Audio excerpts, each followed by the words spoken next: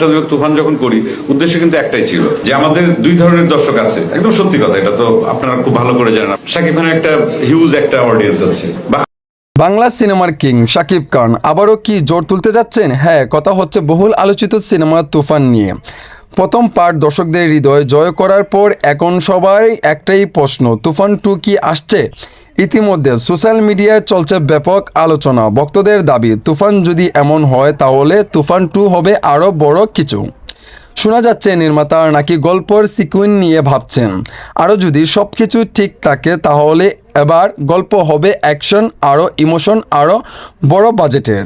ভক্তদের মতামত, শাকিব খান মানেই মাস এন্টারটেনমেন্ট, তুফান 2 হলে আগুন লাগবে। কিন্তু এখনও অফিসিয়াল কিছুই ঘোষণা আসেনি, তাই অপেক্ষা করতে হবে। তবে একটা কথাই নিশ্চিত, যদি তুফান 2 আসে তাহলে সেটা হবে বাংলা সিনেমার জন্য আরেকটা ইতিহাস।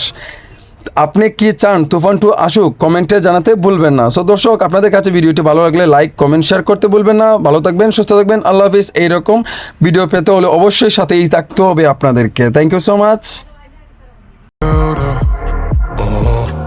Feel the moment, feel the power. Bring the animal back to life. Bring the energy one more time.